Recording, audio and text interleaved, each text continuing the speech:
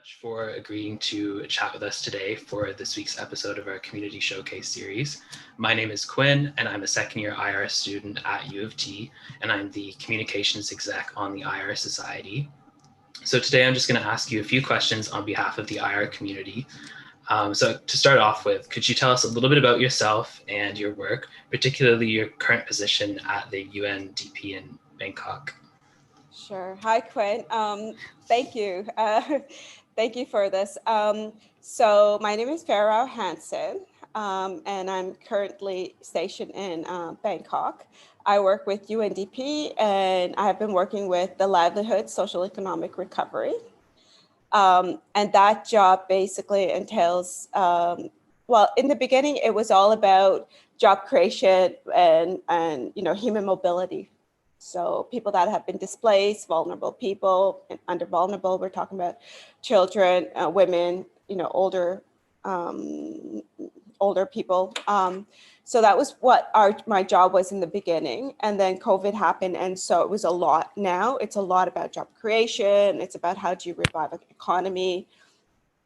And it's so we deal with about 23 countries, right? So because this is a regional hub, so we deal with all like Myanmar, China, Nepal, Bangladesh, Sri Lanka, like all the countries around. And so we are very focused on reviving their economy and a lot of job creation and tourism. Tourism is something that has been very badly hit, even in Bangkok too. So that's basically what I have been working on as of right now. Thank you. So your career since graduating U of T has been incredibly varied and international, working in Nairobi, New York, Beirut, and now Bangkok.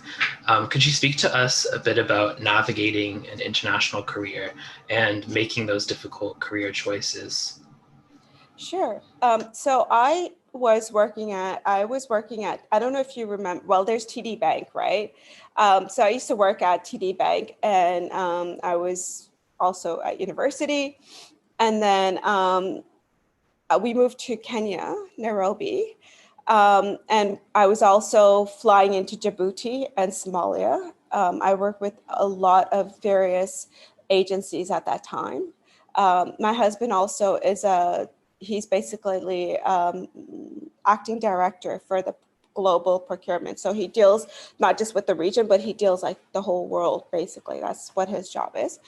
I think the difficulty is always when you move into a place, because we've moved around so much, it's like finding new friends and people, right? And then people disperse after a couple of years and then everyone goes off. So I think that if I was to pinpoint one thing, I think that has been very difficult. But then, however, having this awesome opportunity where you're able to see all the different cultures and understand people's perspectives and go into these. I remember in Djibouti, I went into this really, really old souk. It was so old. It was unbelievable. And I walked in with a couple of my colleagues and I thought, oh my God, this just looks exactly what it would been like 1,000 years before or whatnot. It was just an amazing experience. And the funny thing is, I have to tell you this. So I bought this sword. It's beautiful. I bought the sword and I walked into the airport and no one stopped me to get on the plane with it. Like they just did it. They were like, oh, okay. And then I was like, well, should you like wrap this up or something? Or maybe we can put it away and then he just looked at me and he's like, yeah, okay. Yeah, I think that's a good idea.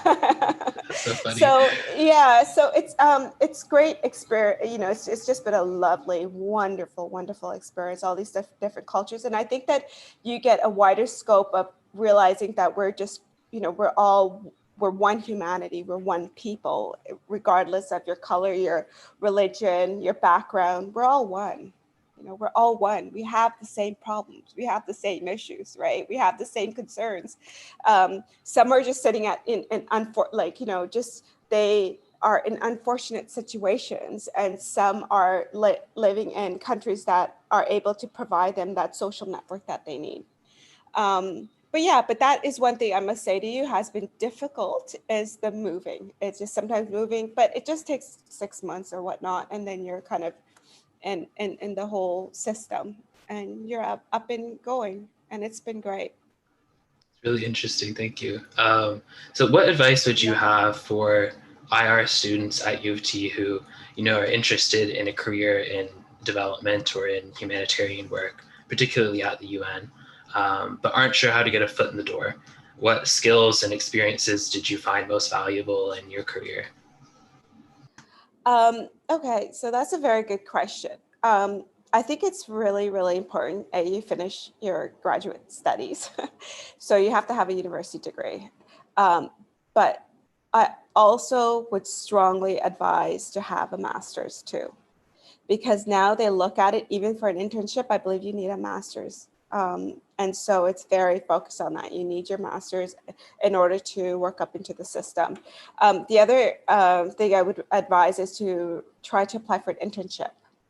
So there are a lot of internships out there now, and you apply and you, like, with all your, with what your interest is and what area you would like to work in, whether it's human mobility or whether it's UNHCR, WFP, they're always looking for interns. And that's a really good way to get into the system.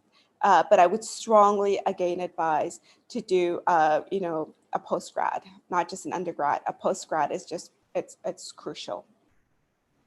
And kind of related to that, I was going to ask you about your decision to go back to university for graduate study in international law, I believe, and after a couple of years of working, and how that experience has informed your work moving forwards.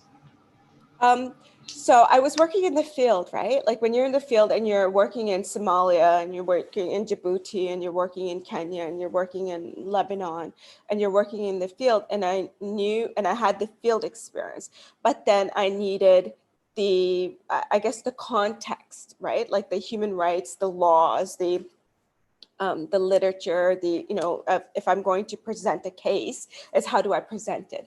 I needed those tools. And that was the reason why that I felt I was lacking in. So that was the reason why I went back, was, okay, I've gotten all of this amazing field experience, but how do I then go back and get the degree so I can use it? It was basically a tool that I needed. And that was the reason why that I decided to go back and get my law degree. So on that note about field experience, I thought it was really interesting to read about your work with the National Democratic Institute on constitutional development in Somalia. So I was wondering, what did you learn from that experience about state building amid conflict and navigating the role of an international institution in that process? So National Democratic Institution, I love working with them. They were amazing. They are amazing. But, I was in a conference once, and I'll never forget this. So when we say state building, or, us as internationals, we go into a country and we say, okay, well, here we are, and we think this and this is good. This would be great, right? So we take this frame or this methodology, and we would like to put it into your country because that is shown to be successful somehow, someone says, right? And I remember being in a conference, and one girl, young Somali, she stood up and said, we were talking about FGM, right? The female genital mutilation, right? So that was the topic. And she stood up and said, you can't come into my country and tell me what's right and what's wrong when we have been doing this for decades and for centuries. You have a complete different context, and you have a complete different way of thinking. And here we do things differently. So who are you, international community, to come in and tell us what is right and what is wrong? And I thought that was quite fascinating. I really opened my eyes. It was like, wow, okay, yeah, she really, really has a point. So we have to be careful as the UN or international community, is to be very culturally sensitive and culturally aware that, people have different ways and that they've been doing things and has been working for centuries. So how do you then are able to blend in, or, to be able to help? Because you do not want to do more harm than good. And in that case, in that particular case, of course, we then went to we went to like the Mulanas. So the Mulanas are basically the priests, right? The religious, the leaders of the clans and the leaders of the clans and the elders. And we spoke to them, and we explained, and we got them to not get on our side, but we explained our side of the story. So it was slowly started happening. And, we started slowly meeting up with the moms and advocating it. But you always have to remember that when you're going in, you can't go in with your own, what you've been conditioned to think what's right and what's wrong. So yeah, that's what I would say to that question. It's really fascinating. Thank you. Yeah. I was also curious about how COVID has shaped the livelihoods approach that's used by the UNDP.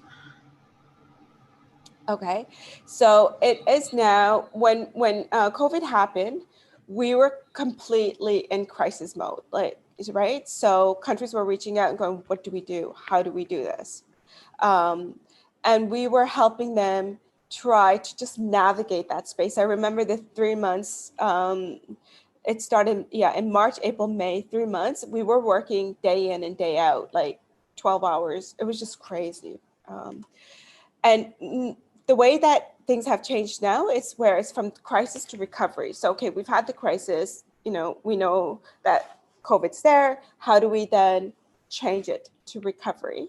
And so for recovery, as I was explaining before, like tourisms and livelihoods, and how do you get around, creating jobs and the ministries, is what is the ask, or what is the ask for the international community, human mobility. A lot of them have been, where they've already been in difficult positions, displaced people. And so how do we then cater to them? How do we, write up projects that can help them and that can alleviate some of their difficult situation that they're in, very much so.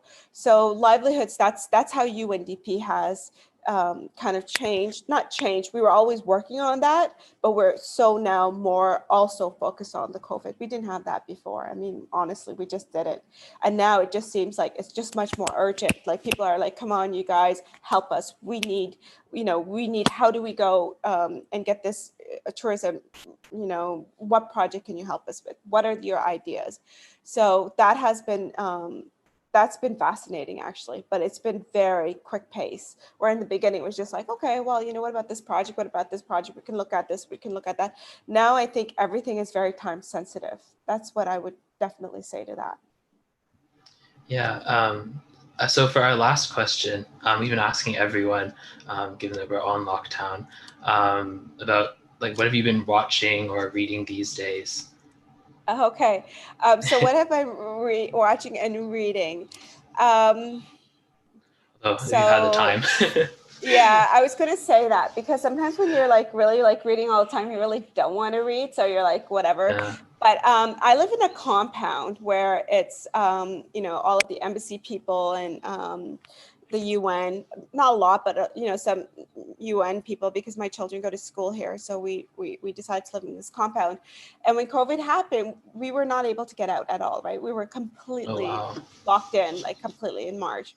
So there are like 3-4 ladies here that I became very good friends with. So we had a book club, and we have a book club, but so we just, take one book and we're like, okay, let's read this or let's read that. So that was really, really nice. Of course, I would be reading in like the middle of the night, trying to get my pages in, because I never wanted to feel left behind, right?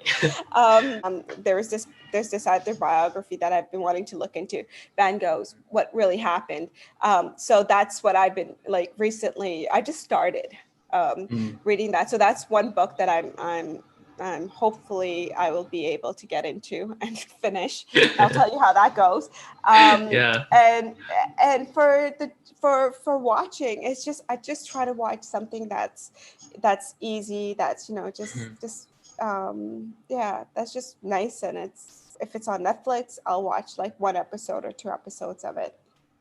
I haven't really watched anything recent where I can rave about. But I like The Handmaid's Tale. I love that one. Yeah, I love that. I'm waiting for, I think it's the third season, so hopefully Mhm. that'll come about. But yeah, yeah. But it's been So, difficult. I think COVID's been yeah, difficult for everyone, right? that's a lot of people when we've been doing these have said something along those lines.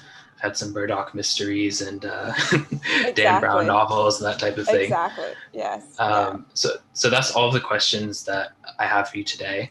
It was Sure. really, really interesting to pick your brain for half an hour, 20 minutes. So thank you. And I No hope you have a problem. great rest of your day.